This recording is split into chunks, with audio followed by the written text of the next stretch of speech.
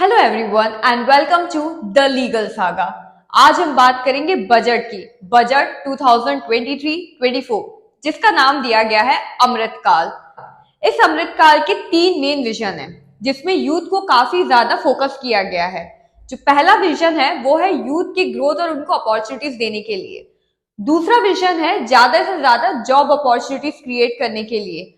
और तीसरा विजन है मैक्रो इकोनॉमिक को आगे बढ़ाने के लिए, उसको सबसे ज्यादा बूस्ट करने के लिए। इसके अलावा इनकी 7 प्रायोरिटीज है।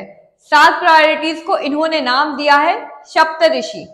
तो इनकी 7 प्रायोरिटीज है inclusive development, reaching the last mile, youth power, financial sector, green growth, unleashing the potential and the last one is infrastructure and development. इन सारी प्रायोरिटीज को हम एक एक करके डिटेल में देखेंगे कि इसमें क्या आया है। इसके बाद हम इसमें बात करेंगे कि किस मिनिस्ट्री को कितना अमाउंट ऑफ बजट एलोकेट किया गया है और क्या क्या नए मेजर्स आने वाले हैं, किस लॉ में क्या अमेंडमेंट आने वाला है। ये सारी बात हम आज के इस वीडियो में करेंगे। तो वीडियो शुरू करने से पहले आप लोग से एक रिक्वेस्ट है, प्लीज जाके सब्सक्राइब कीजिए the channel the legal saga. चलिए शुरुआत करते हैं अब बजट से।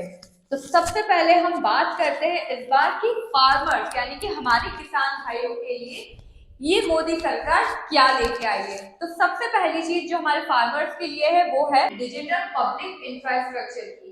ये एक स्पेसिफिक इंफ्रास्ट्रक्चर फॉर्म हो रहा है जो कंप्लीटली डिजिटलाइज रहेगा फार्मर्स के लिए, ताकि फार्मर्स को सारी सुख सुविधाएं भरी इंफॉर्मेशन यहाँ से मिल जाए और वो इजीली एक्सेसिबल रहे। नेक्स्ट आता है इनके लिए हॉर्टिकल्चर क्षेत्र में। हॉर्टिकल्चर में आता है Atmanirbhar Bharat horticulture clean plant programme. इसका बेसिक आउटले जो रहेगा वो है 2200 करोड़ रुपीस।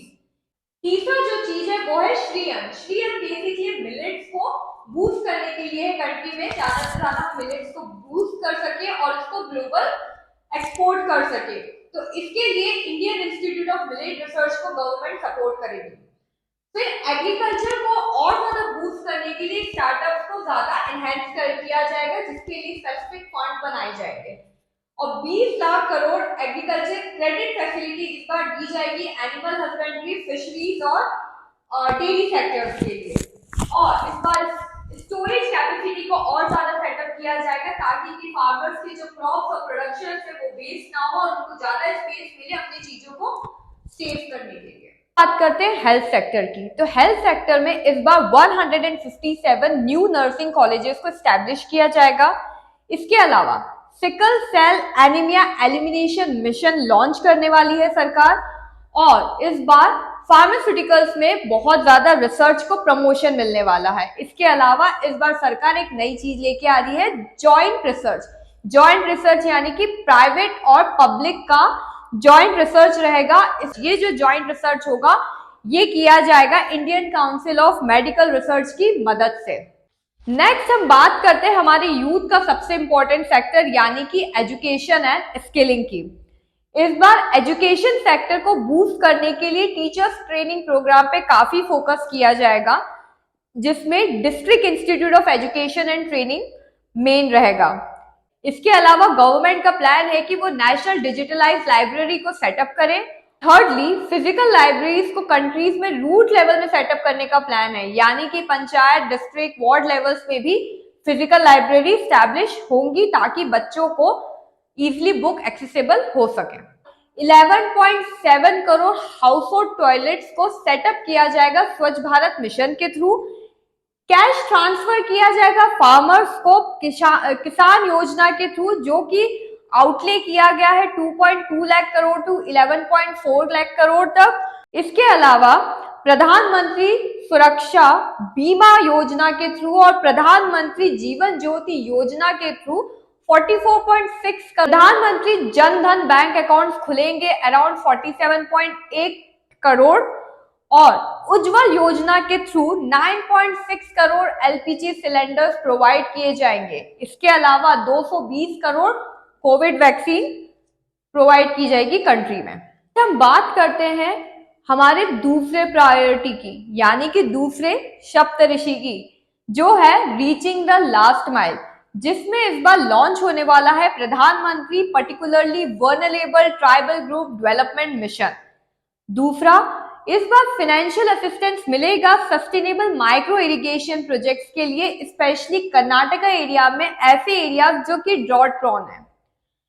इस बार टीचर्स के लिए वैकेंसी आने वाली है क्योंकि 38,800 टीचर्स को सरकार रिक्रूट करने वाली है 740 एकलव्य मॉडल रेसिडेंशियल स्कूल के लिए, जो कि स्पेसिफिकली ट्राइबल स्टूडेंट्स को सर्व करेंगे।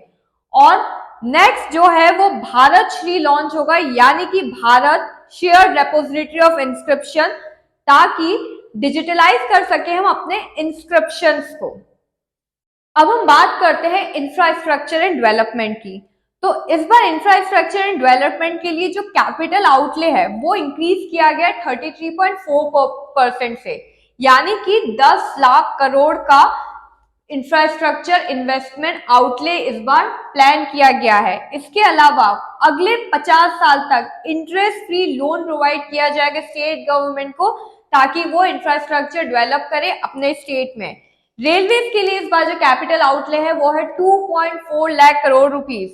इसके अलावा 100 ट्रांसपोर्ट इंफ्रास्ट्रक्चर सेटअप किए जाएंगे इजी ट्रांसपोर्टेशन के लिए, और अर्बन इंफ्रास्ट्रक्चर टायर 2 और टायर 3 सिटीज में स्टैब्लिश किए जाएंगे। अब हम बढ़ते हैं अपनी नेक्स्ट प्रायोरिटी की ओर, जो कि है अनलिशिंग दी पोटेंशियल, जिसमें इस बार एआई इंडस्ट्री को सबसे ज्यादा फोकस किया गया और उसमें 3 एजुकेशनल इंस्टीट्यूशन एस्टैब्लिश किए जाएंगे जो एआई ट्रेनिंग्स वगैरह दिए जाएंगे स्टूडेंट्स को। इस बार जो मेन विजन है वो है make AI in India and make AI work in India.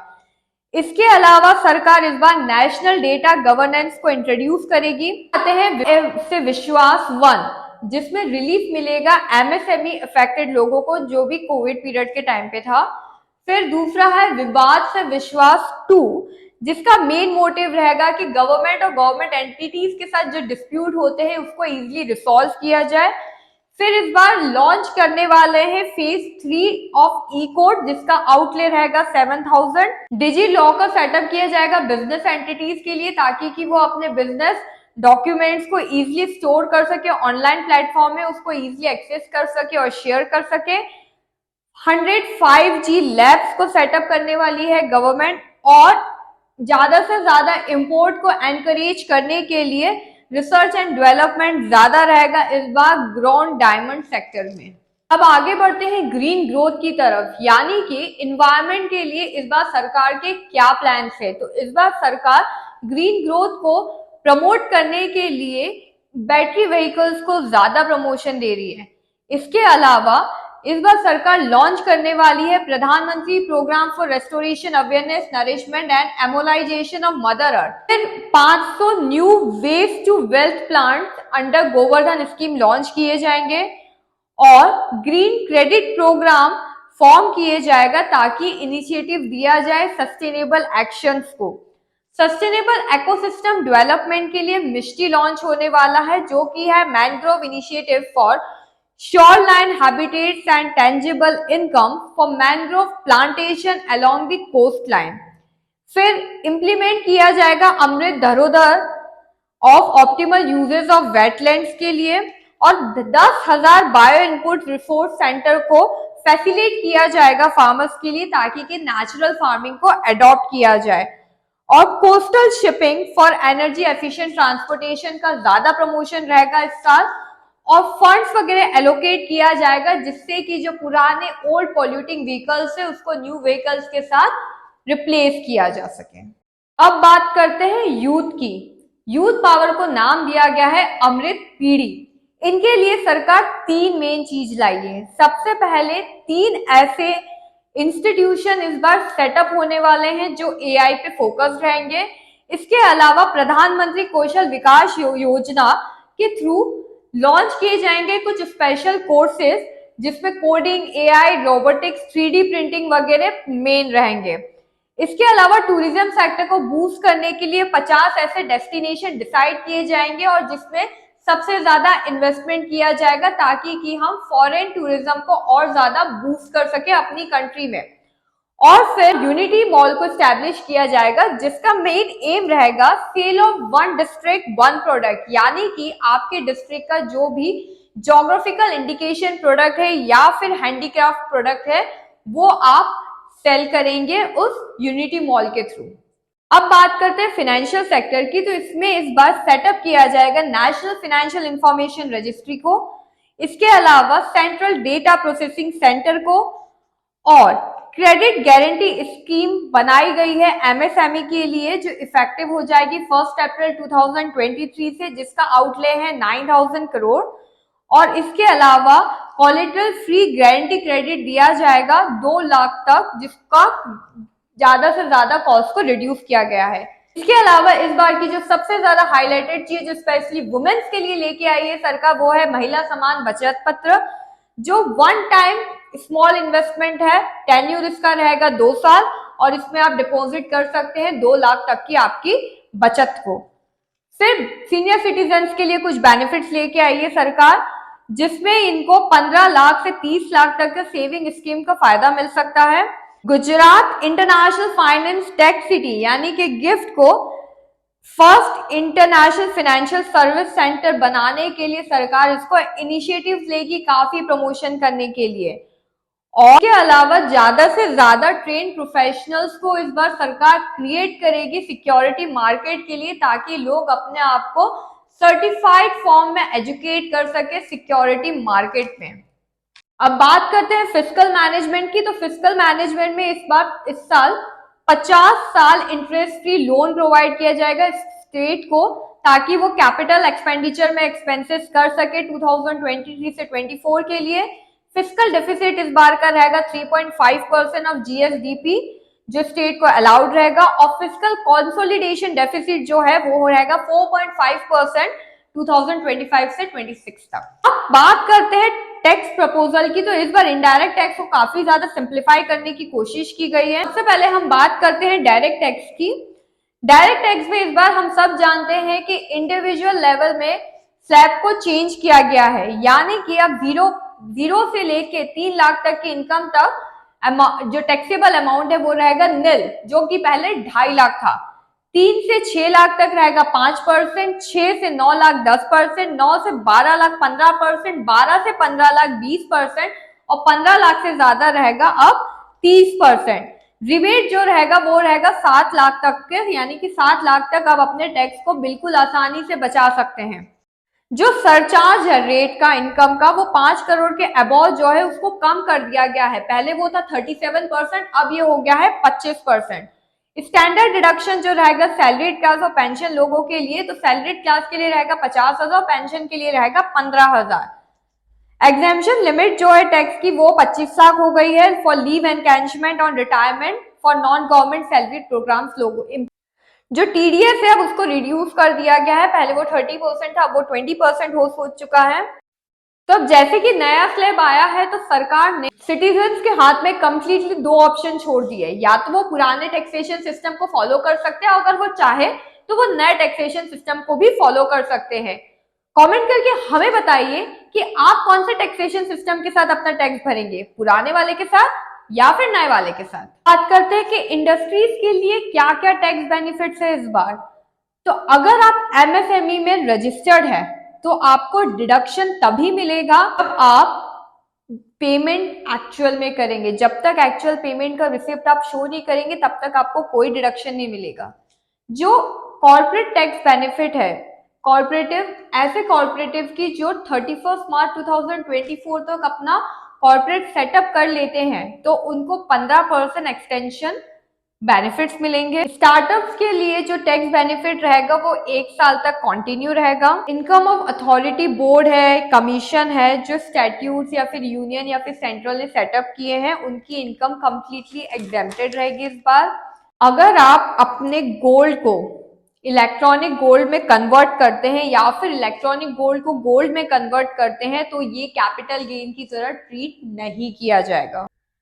अब बात करते हैं अलग अलग मिनिस्ट्री में इस बार कितना फंड एलोकेट किया जा रहा है। तो सबसे पहले बात करते हैं डिफेंस की, तो डिफेंस में है 5.94 lakh crore, road transport and highways के लिए 2.7 लाख करोड़, रेलवेज के लिए है 2.41 lakh crore, consumer affair food and public distribution के लिए है 2.0 लाख करोड़, होम अफेयर्स के लिए है 1.96 lakh crore, chemical and fertilisers के लिए 1.78 लाख करोड़, रूरल डेवलपमेंट के लिए 1.60 lakh crore, agriculture and farmer welfare के लिए है 1.25 लाख करोड़ और एट द एंड कम्युनिकेशन के लिए है 1.23 लाख करोड़। बात करते हैं अलग अलग स्कीम्स में इस बार क्या एलोकेशन का आउटले है।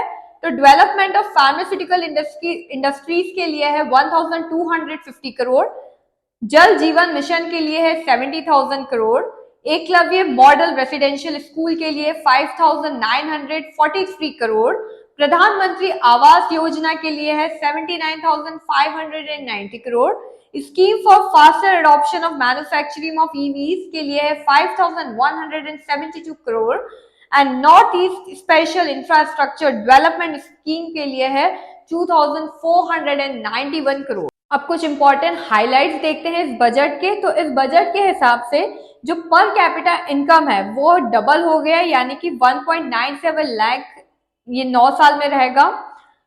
इंडियन इकोनॉमी अब साइज के थ्रू इंक्रीज हो गई है, अब वो 5th largest world in the past 9 years है। Employees provident fund organisation member को 27 करोड़ इंक्रीज किया गया है। आई गॉट कर्मयोगी एक इंटीग्रेटेड ट्रेनिंग प्लेटफॉर्म लॉन्च किया जाएगा गवर्नमेंट एम्प्लॉयज के लिए, जिससे वो अपने आप को टाइम टू टाइम ट्रेनिंग लेके अपने आप को और ज्यादा इनहेंस कर सके। जन विश्वास बिल के थ्रू इस बार अमेंड होने वाले हैं 42 सेंट्रल एक्ट। पैन कार्ड जो रहेगा ये आपका मेन आइडेंटिटी कार्ड रहेगा सारे डिजिटल सिस्टम्स के लिए, गवर्नमेंट एजेंसीज के लिए। इसके अलावा 35,000 करोड़ आउटले जो है वो एनर्जी सिक्योरिटी और एनर्जी ट्रांजिशन के लिए डिसाइड किए गए हैं। 20,700 आउटले जो है वो रिन्यूएबल एनर्जी के लिए फॉर्म किया गया है। इस बार गवर्नमेंट इस बार लॉन्च करने वाली है अमृत धरोहर स्कीम, जो 3 साल के लिए इम्प्लीमेंट रहेगी ताकि एनकरेज किया जाए वेटलैंड्स को, बायोडाइवर्सिटी, कार्बन स्टॉक को, इको टूरिज्म अपॉर्चुनिटीज को और इनकम जनरेशन को। एक single window IT system form किया जाएगा IFCA, cess authority, GSTIN, RBI, SEBI, IRDI के लिए। इस बार आईएफएससीए एक्ट को भी अमेंड किया जाएगा और कुछ अमेंडमेंट्स इस बार आने वाले हैं बैंकिंग सेक्टर में भी, ताकि banking regulation act, banking and cooperative act, Reserve Bank of India act, इन तीनों एक्ट में भी कुछ और नए अमेंडमेंट्स लाने वाली है सरकार। इसके अलावा इस बार कंप्लीट एग्जेम्पशन यानी कि triple E status of exemption, exemption and exemption दिया जाएगा अग्निवीर फंड के लिए, जो कि पूरा एग्जेम्प्टेड फंड रहेगा।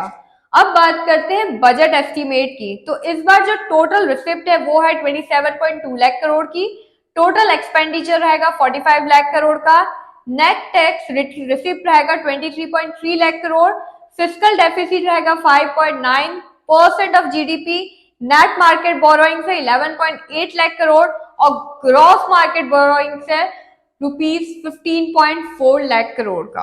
अब बात करते हैं इनडायरेक्ट टैक्स की। तो इनडायरेक्ट टैक्स में हम बात करते हैं कस्टम ड्यूटीज की, कौन सी कस्टम ड्यूटीज किन किन चीजों में बढ़ी है, किन में कम हुई है और किन में आपको एग्जेम्पशन मिलेगा। अब पहले हम बात करते हैं ऐसी चीजों का जिनका कस्टम ड्यूटी अब कम हो गया है। तो सबसे पहले बात करते हैं हम टेक्सटाइल की। टेक्सटाइल में अब हो गया है 13%, जो कि पहले था 21%। एग्रीकल्चर भी 13% हो चुका है, जो कि पहले था 21%। कैमरा लेंस वगैरह जो है, जो मैन्युफैक्चरिंग वगैरह के यूज किए जाते हैं मोबाइल फोन्स वगैरह में, उसको रिड्यूस कर दिया गया उसकी कस्टम ड्यूटी को 0% के थ्रू। जो पार्ट्स होते हैं ओपन सेल्स के टीवी पैनल्स के लिए, उसका कस्टम ड्यूटी हो गया 2.5%। जो हीट कॉइल यूज किया जाता है इलेक्ट्रिक किचन वगैरह में, चिमनी वगैरह बनाने के लिए, उसका कस्टम ड्यूटी अब हो गया 15%, जो कि पहले था 20%। जो acid grab floor spray containing, जिसका वजन रहता है 97% से ज्यादा, जिसमें कैल्शियम फ्लोराइड वगैरह रहता है, उसको कर दिया 2.5%, जो कि पहले था 5%। क्रूड ग्लिसरीन जो मैन्युफैक्चरिंग के लिए यूज किया जाता है, एपिक्लोराइड, जो कि अब कस्टम ड्यूटी हो गया उसका 2.5%, जो कि पहले था 5%। श्रिम्प फीड का कस्टम ड्यूटी को कम कर दिया गया है। और ऐसे सीड्स जो लैब ग्रोन डायमंड्स के लिए रिसर्च के लिए यूज किए जाएंगे उसकी कस्टम ड्यूटी भी अब कम कर दी गई है। अब हम बात करते हैं उन चीजों की जिनकी कस्टम ड्यूटीज बढ़ा दी गई है। तो इलेक्ट्रिक किचन चिमनी की कस्टम ड्यूटीज को 15% कर दिया गया है, जो कि पहले था 7.5%। ऐसे आर्टिकल्स जो डोर या बार्स ऑफ गोल्ड से या फिर प्लेटिनम से बने हैं उनकी कस्टम ड्यूटीज बढ़ गई है। अगर आप सिल्वर डोर बार्स या आर्टिकल्स को इंपोर्ट करते हैं तो उनकी भी कस्टम ड्यूटीज बढ़ चुकी है। जो कंपाउंडेड रबर रहता है उसकी कस्टम ड्यूटीज अब 25% हो चुकी है, पहले जो थी 30%। या फिर दूसरा ऑप्शन ये है 30 पर केजी। दोनों में से जो भी कम रहेगा आप उस चीज को ऑप्ट कर सकते हैं। सिगरेट्स के ऊपर जो कस्टम ड्यूटीज है अब वो बढ़ के हो गई है 16%। बाईसाइकिल के ऊपर हो गया 35%, जो कि पहले 30% थी। टॉयज या फिर पार्ट्स ऑफ टॉयज या फिर कोई भी इलेक्ट्रॉनिक टॉयज, इन सब का कस्टम ड्यूटी हो चुका है 70%। नैफ्था का कस्टम ड्यूटी हो चुका है 2.5%, जो कि पहले 1% था। स्ट्रीन एंड विनाइल क्लोरेट का हो चुका है 2.5%, जो कि पहले था 2%। अब हम बात करते हैं ऐसी कस्टम ड्यूटीज की जिनको मिला है एग्जेम्पशन। तो उसमें आ जाते हैं हमारा व्हीकल्स या फिर कोई specific parts of the vehicle जो आप टेस्टिंग एजेंसी के थ्रू ले रहे हैं फॉर टेस्टिंग करने के लिए, सर्टिफिकेट पर्पस के लिए, उस पर आपको कोई भी कस्टम ड्यूटी नहीं देना पड़ेगा। डीनेचर्ड एथाइल अल्कोहल जो कि केमिकल इंडस्ट्री के लिए यूज होता है उसके लिए आपको कोई कस्टम ड्यूटी नहीं देना पड़ेगा। रॉ मटेरियल जो सीआरजीओ इंडस्ट्री या फिर फेरस स्क्रैप या फिर निकल कैथेनॉल वगैरह यूज होता है इसके लिए भी आपको कोई कस्टम ड्यूटी नहीं देना पड़ेगा। अब आखिरी में बात करते हैं कुछ ऐसे लॉज की जिसमें इस बार आएंगे कुछ नए अमेंडमेंट। तो कस्टम एक्ट ऑफ 1962 में कुछ अमेंडमेंट्स आने वाले हैं। बेसिकली ये अमेंडमेंट्स है टाइम लिमिट को लेके, जो कि अब 9 मंथ हो जाएगा from the date of filing the application. इसके बाद जो दूसरा अमेंडमेंट आने वाला है वो है कस्टम टैरिफ एक्ट के लिए, जिसमें क्लैरिफिकेशन रहेगा provision relating to the anti dumping duty को लेके। सीजीएसटी में भी कुछ अमेंडमेंट्स आने वाले हैं। इनका जो अमेंडमेंट रहेगा वो है थ्रेशोल्ड ऑफ टैक्स अमाउंट को लेके, जो कि रहेगा 1 करोड़ से लेके 2 करोड़ तक। जो कंपाउंडिंग अमाउंट रहेगा वो 50 to 150% हो जाएगा टैक्स का, for the range of 25 to 100%।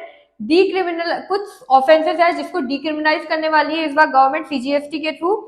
Return file इस बार रिस्ट्रिक्शन किया जाएगा फाइलिंग पे, जो कि रहेगा 3 साल तक। तो ये थे कुछ बेसिक हाइलाइट्स इस बार के यूनियन बजट के। आप हमको कमेंट करके इस बजट के व्यूज जरूर दीजिए कि आपको ये बजट कैसा लगा और क्या ये बजट आपके बेनिफिट का है या फिर नहीं, हमें कमेंट करके जरूर बताइए। और अगर आपको ये वीडियो अच्छा लगा तो इसको ज्यादा से ज्यादा शेयर कीजिए, लाइक दीजिए और don't forget to subscribe the channel The Legal Saga. Thank you.